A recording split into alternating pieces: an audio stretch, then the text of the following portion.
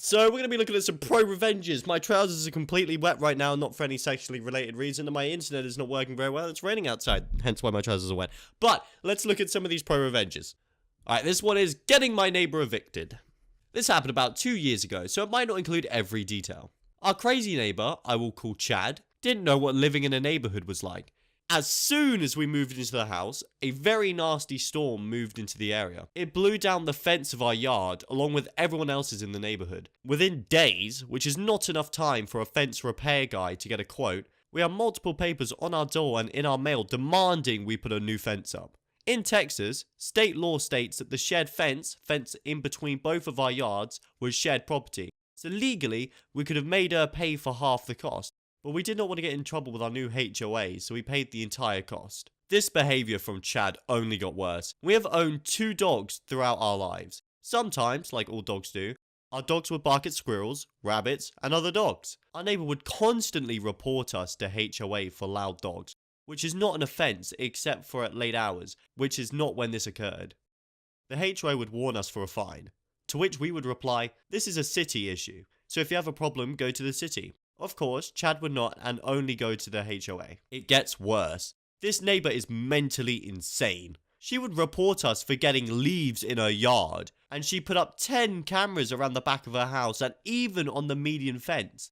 Illegal without neighbour permission. It was all fine because it wouldn't go anywhere, but the last time made me take revenge. A combination of dogs and a backyard tree left a grassless area in our backyard.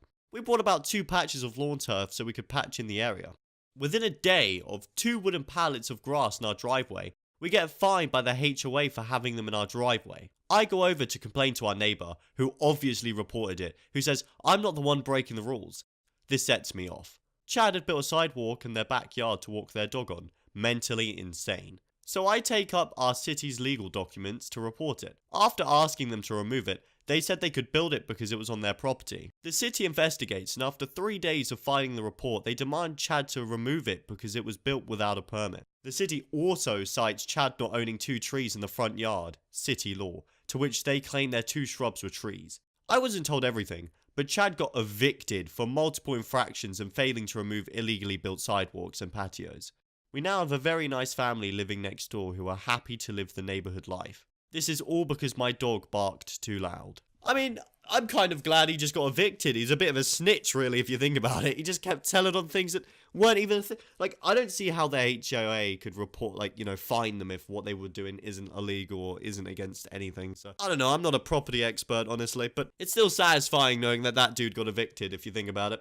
Okay, this one is called How I Made a Lazy Student Fail High School. This happened a few years ago in my high school. I lived in Japan at the time and went to a Japanese high school, and I was way too nice back then. So how my school worked was we had 4 exams a year, and in a year we would need to get over 120 points if we want to pass. And to get 120 there were 2 ways. 1. Get more than 30 in every exam. 2. Turn in homework and notes. Worth around 20 to 35 points, but it also depends on the teacher. So this kid, let's call him Bob, was a lazy kid who got others to do his work for him, and he would get in trouble and steal and so on.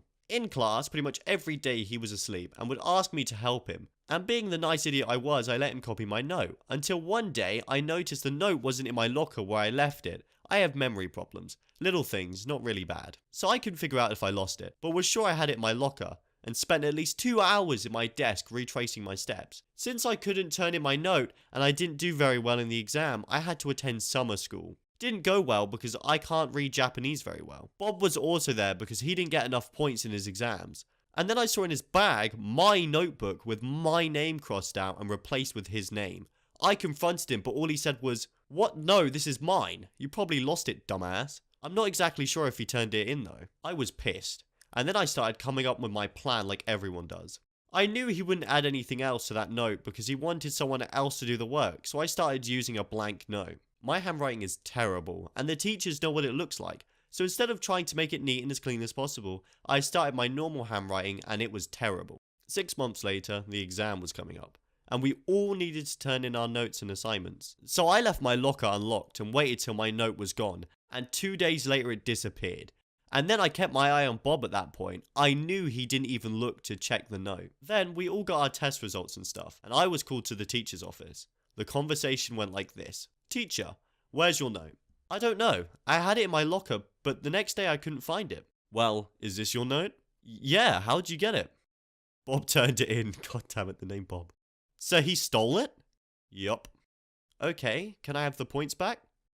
Yes, and we'll take care of Bob.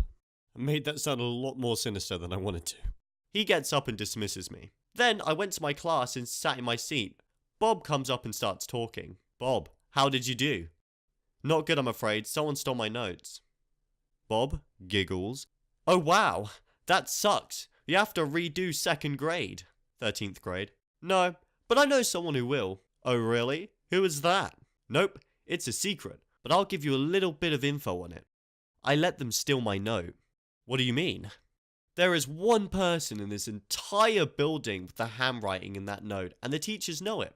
The smile from his face disappears, and he goes pale. Then, the teacher comes and calls Bob to the hallway. Don't know what happened, but I did hear the teacher yelling at him. Then, he came back, got his stuff, and left, and on his way out, he gave me the stink eye and flipped me off. I felt so good after that, and never saw him again. That is a happy ending to that story. I love that. He stole work, and then, that's smart. I'm just a bit annoyed the teachers didn't notice first time. Like, he still had to retake and go through summer school, which must have sucked. But either way, glad I'm just happy it ended like that, honestly. The name Bob, though, like, come on, please, just be more original, man. I just don't know why I kept laughing at that. I don't know.